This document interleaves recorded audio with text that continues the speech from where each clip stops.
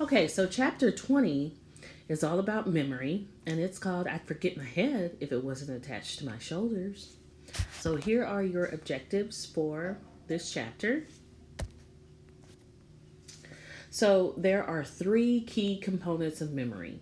There's sensory detectors, and this is your memory that's attached to your sensory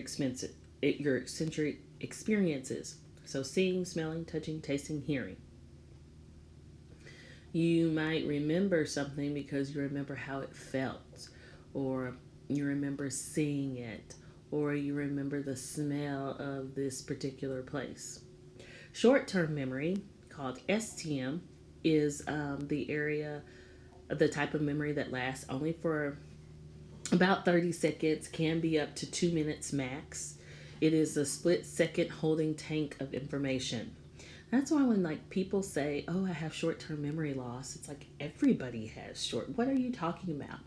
Because all of our short-term memories only last for about 30 seconds, maybe up to 2 minutes, and then we are going to either get rid of the information we've taken in or we're going to transfer it to our long-term memory, which is LTM. That is our deep memory, our permanent memory. And that's the most important part of memory. The central executive is, it says it's what controls your short term memory, or it controls what your short term memory does with information. And that's true. So the central executive has a part in your whole memory system. And remember, your short term memory, it's also called working memory. It's going to take in information and decide what to do with it, to get rid of it or keep it. So the central executive kind of controls what happens to that short term memory information. So here's some more information about the central executive. It decides what's important, how it's important, what we pay attention to or forget, what we transfer from our short term or working memory, if we should output information, if we should consolidate and send it to long term memory, and what we can or should retrieve and recall later from long term memory. So the central executive is kind of the part of the memory system that controls how the information is handled. This chart shows you the three-phase model of memory. Again, it talks about those three parts we just talked about: sensory detectors, short-term or working memory, and long-term memory. We're not. I'm not going to ask you like a whole bunch of questions about the various phases. I think everything you can just kind of look here. Pretty much we've talked about all of that. All right, so another thing you need to know about are bits and chunks. So the human memory works with bits and chunks of information. So think of a bit as a piece of information, and a chunk is two or more bits grouped together. So a bit is a piece, and a chunk is many pieces put together. So your short term memory can only handle about 7 ± 2 pieces of information at a time. So we say 5 to 9 bits or chunks of information. So a long time ago in the Stone Age, when we didn't have cell phones and people actually called people on their home phone, imagine that. If you were living in the same area code, all you had to remember were those 7 digits. And it was easy for many people to remember, and I still know some phone numbers from my childhood because I transferred that information into long term memory. Used it and rehearsed and had the information for a long period of time. So, again, working memory is the conscious thinking part of your memory. It's a part of your short term memory. It's another word for your short term memory. So if that information should stay or if it should go to long term memory. And this chart just tells you the process of how your sensory detectors go into long term memory. So you first see, hear, smell, touch, feel, taste something, and the central executive is activated and it pays attention, and it gets ready to either let that information go or transmit it. So if you think of yourself as kind of walking down your street, you smell a skunk. Is your mind gonna keep that smell of the skunk? Probably, because it's gonna linger, or just let it go and forget about it. So it could transfer the information to short-term memory, keep it there for up to 2 minutes, and then the central executive is activated again, because either that information is going to go to long-term memory, or you're just going to completely let it go. And if it goes to long-term memory, you'll remember it. So if you go on a walk again tomorrow, if it's transferred to your long-term memory, then you're going to think about that skunk again and wonder, oh, is a skunk around here somewhere? Or if you let it go, it may never come back to your memory again. The method of loci is a memory device. Loci means location, and that's like visualizing a location in order to enhance your recall of the information. So many of you guys don't drive yet, but when you start driving, one of the ways you will remember to get from place to place is to remember landmarks and things like that help you along your way. This chart tells you about the different parts of long-term memory, and the main things you need to know are the difference between declarative and non-declarative memory. So declarative memory is the things that like the factual knowledge you could tell others. There are two parts of declarative memory. There's episodic memory and semantic memory. So episodic memory is like remembering your first day of school. So you remember episodes of your life, like, kind of like movies or TV shows. And then your semantic memory is like your factual knowledge of information, like 1 + 1 is 2, or the capital of France.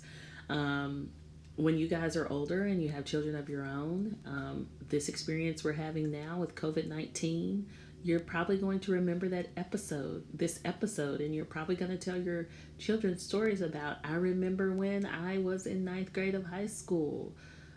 We ended up having homeschool for either a few weeks, the rest of the year, we kind of don't know yet. And, you'll tell them about your experience, that episode of your life.